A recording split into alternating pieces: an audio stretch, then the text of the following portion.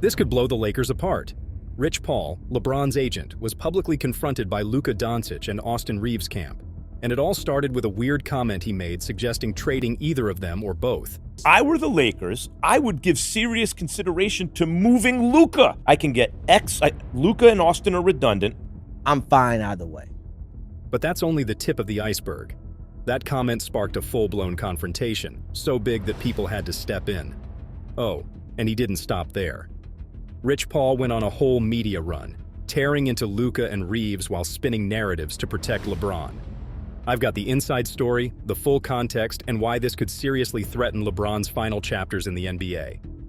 Let's get one thing clear right now. None of this is normal. Not normal for an agent, not normal for the NBA, and definitely not normal for a team that's supposed to be chasing wins instead of dodging headlines. Agents are not meant to be public-facing characters. If you know an agent's voice, something has already gone wrong, because their job is to stay in the background, protect their clients, and keep drama away from the player. They move quietly and let the players do the talking on the court. Look at someone like Jeff Schwartz. He represents Nikola Jokic and a ton of major rotation players across the league. But what you'll never see is him talking about roster construction on podcasts or disrespecting Jokic's teammates. And that's not because he lacks opinions. It's because he understands that his job is to protect environments, not destabilize them. Rich Paul does the exact opposite. He is constantly in front of microphones and giving takes no one asked for, talking about players he does not represent. Players who share locker rooms with his own client and players whose futures are actively tied to the Lakers' chemistry. This was already a recipe for tension. But when news came out that all of this led to an actual confrontation on the court, that is where this stops being just an opinion. Because think about how wild this actually is. This is an agent publicly evaluating teammates and publicly framing Luka Doncic and Austin Reaves as the problems. But he never mentioned the part his client, LeBron, had to play in all of this. At this point, Rich Paul is acting like a shadow GM who doesn't have to answer for the consequences of his actions.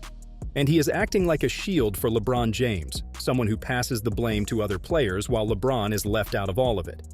Even Leon Rose, before he became the Knicks president, was known for being aggressive but discreet. He fought for his clients, but he didn't do it by lighting fires in the media and letting everyone else deal with the smoke. That's the standard. Agents with real credibility understand that once you start talking publicly about other players, especially players on the same team as your client, you cross a line that is almost impossible to walk back, which is exactly why this is so crazy. Because this is not someone slipping up or getting too comfortable behind a microphone. This is someone who knows he can say things other agents would never dare to say, because the influence behind him is different. And that confidence does not come from Klutch alone. It comes from a pipeline that has been quietly shaping narratives for years, one where LeBron stays clean, Rich Paul takes the mic, and the media carries the message the rest of the way. And once you see that, the next question almost asks itself. Why does he feel comfortable doing this? Why does he keep going back on podcasts, especially when the Lakers are spiraling and talking like he has authority over the team? That answer starts with LeBron James. Okay, so here's the thing about LeBron. This dude has spent 2 decades basically mastering the art of staying untouchable. When stuff goes wrong, it's never him. When stuff goes right, he gets all the credit. And honestly, that's not luck. That's a system. LeBron doesn't hop on podcasts to roast his teammates or tell the world how he wants the roster shaken up. I mean, he still has to keep his image of the stand-up guy. But Rich Paul?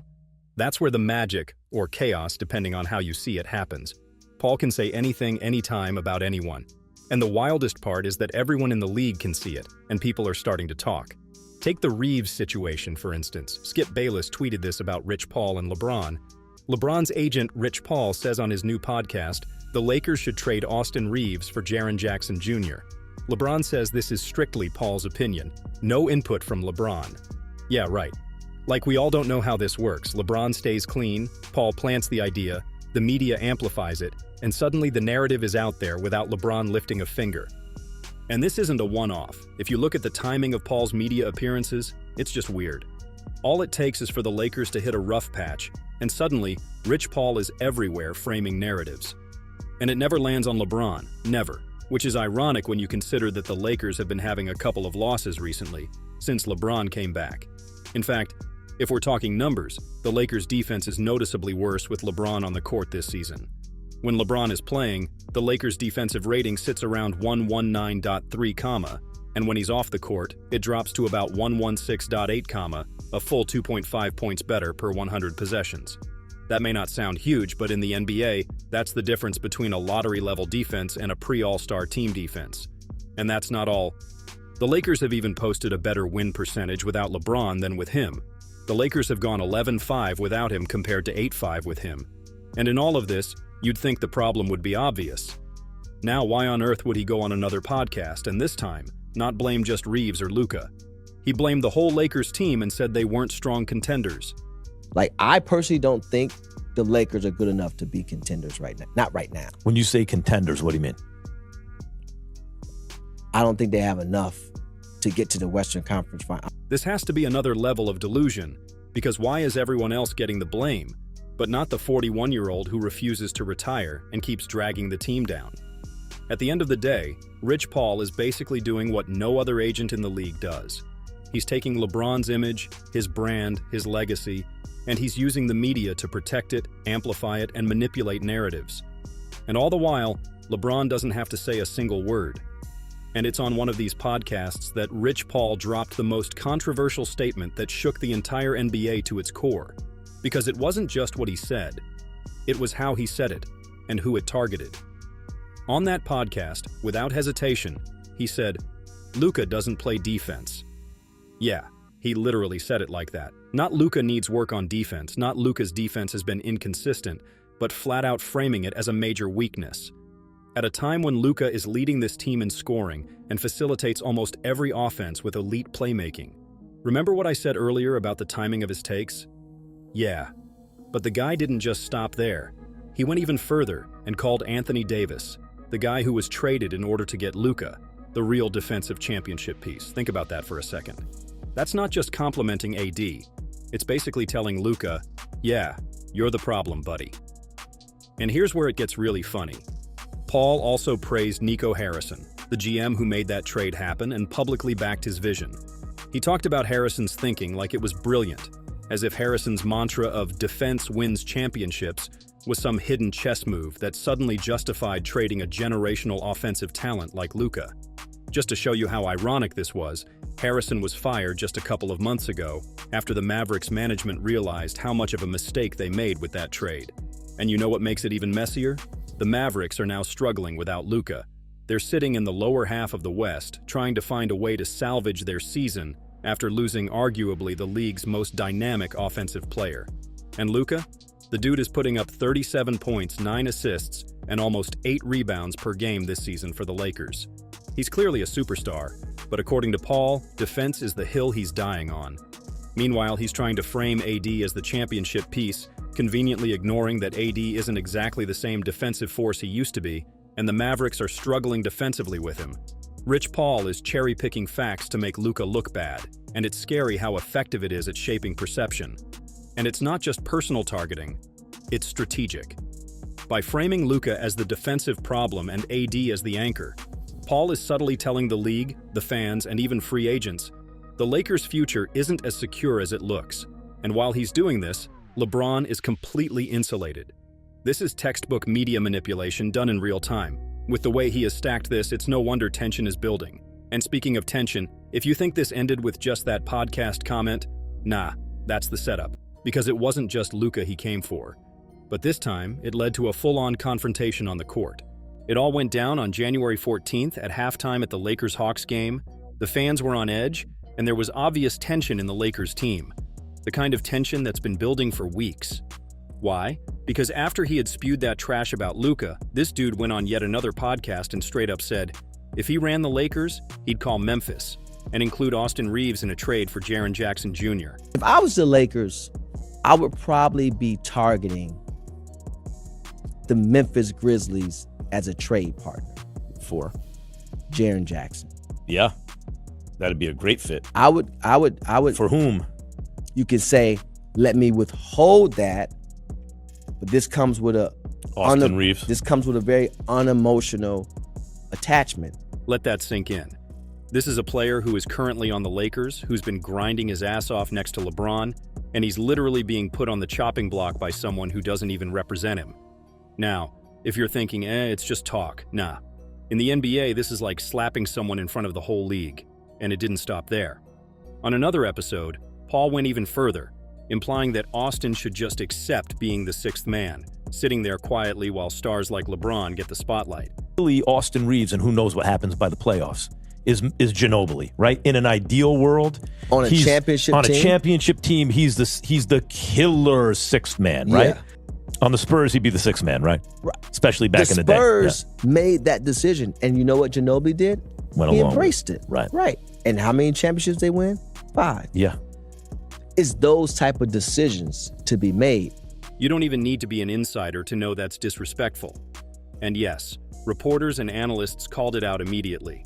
They said it was unfair, unprofessional, and basically the kind of thing that makes a team explode if it keeps happening. I think that's unfair to Austin. Yeah. I think this kid has shown that he can be, a go-to guy on the winning team. He's improved every single season. Now, you got to understand why this is such a big deal. Austin Reaves isn't some hype guy with a flashy social media presence. He's a player who came into the league undrafted, which means no guarantees and no support. He had to earn everything the hard way, unlike Lee Flop. And guess what? He didn't just show up. He thrived when it mattered most. He delivered in the playoffs under insane pressure, where every possession counted and the spotlight was relentless. And then he signed a team-friendly contract, the kind that literally gives the Lakers flexibility to maneuver their roster, which, let's be real, is the kind of move you'd expect from a super team vet, not an undrafted guy. Compare that to LeBron, whose career started with unprecedented advantages. He was basically drafted into the NBA before leaving high school, with the system already bending toward him. So Reaves's frustration wasn't just ego, it was about respect and defending what he built. But even beyond stats and contracts, he's the type of player who earns respect in the locker room. He's known as the glue guy, someone teammates trust to keep the vibe right and hold everyone accountable.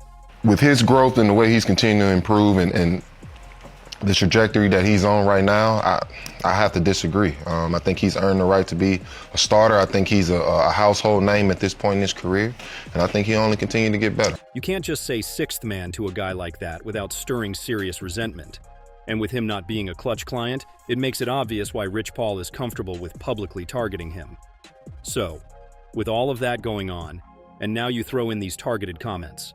By halftime of the Hawks game, Reggie Berry, Austin Reaves' agent from AMR Agency, decided enough was enough and confronted Paul right on the sideline near half court. People in the arena said it got so huge behind the scenes that the staff had to physically step in to separate them. By the end of that halftime, one thing was clear. Rich Paul's public narratives were no longer just commentary. They were a direct threat to player morale and team cohesion. And this is exactly why Luka and Reaves' teams were always going to react. If you replay the buildup in your head, this whole explosion was the result of pressure that was already at a breaking point. For Luka, even before Rich Paul made his weird defense comment, there was a cloud hanging over him about that very thing. Analysts, commentators, and even big voices like Zach Lowe have taken insane swings at Luka's defense, which is basically what every offensive superstar has to deal with, because every other player on the other team is gunning for you. And it's true that the narrative has followed him like a shadow. One analytics post from last playoffs showed that teams massively attacked Luka on defense, with Jaden McDaniels posting a 68.8% effective field goal percentage when Luka was defending him. Critics use that stuff to come at him, even though he is a beast at offense, and he still does a lot of the dirty work most stars avoid. But the worst part about this particular case was that it was coming from LeBron's inner circle, which means it was targeted. That's toxic. And honestly, Luka has even been getting positive defensive recognition, showing he can improve and contribute there. But when that same angle is being weaponized by someone who's representing the so-called team leader, wow. Then let's flip over to Austin Reaves. Reaves isn't a guy who walked into the league on a gold platter. He was undrafted in 2021, fought for a roster spot, earned every minute, and turned himself into a legitimate NBA starter.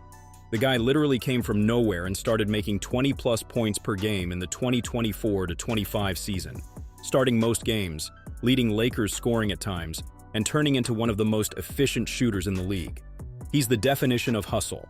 Now imagine hearing someone publicly suggest you should be a sixth man or throw your name into a trade package for someone else when you've literally earned that spot through blood, sweat, and clutch performances. And it's not like Reaves did nothing. He was averaging near all-star production last season. And fans, analysts, and even the Lakers head coach J.J. Redick have said he deserves all-star consideration because of how much he's improved and contributed. But what's even wilder is that all of this didn't come out of nowhere. To really understand how Rich Paul and LeBron have been able to get away with this for over 20 years, you have to look at the system that created it. The rise of Rich Paul, the power of LeBron's inner circle, and the way they've quietly shaped the NBA for years. That's where it gets really wild. You think Rich Paul just magically became this power player in the NBA? Nah. Picture a kid in Cleveland selling jerseys out of his car, hustling for every dollar, and then suddenly crossing paths with LeBron James back in 2002. LeBron was 17, already a national phenomenon, and Paul saw the opportunity, not just to represent him, but to embed himself in the center of influence. That handshake was the first domino in a chain that would slowly, quietly reshape the league. Fast forward a few years and Paul leaves the agency he was working with, starts Klutch Sports, and suddenly, he's not just an agent. He's a brand strategist, a media manipulator, and the guy everyone in the NBA low-key fears because he has LeBron-level leverage. By the mid-2010, Klutch Sports had become the most talked about, feared, and powerful agency in the NBA, partly because it had LeBron in its corner. And with LeBron, suddenly rules didn't seem to matter. In fact, the league had to invent the Rich Paul rule to make sure that agents representing basketball players had at least a bachelor's degree. And guess what happened? Because Rich Paul didn't have a degree, which isn't surprising really, he and LeBron used their influence and made sure that they forced the entire league to change that rule. Oh, and that's not all. There were rumors of how he would make decisions that would protect his biggest clients and throw his smaller clients under the bus. And he was doing all of this with a sort of confidence that made it obvious that deep down, he and LeBron are running that league. In fact, Jeff Teague flat out exposed them on a podcast. Anytime you say anything about Bron, people call you and say, hey man, you might want, might want to chill. I know you got some funny stories and shit. So I know ain't nothing getting by they whole camp. They run the league.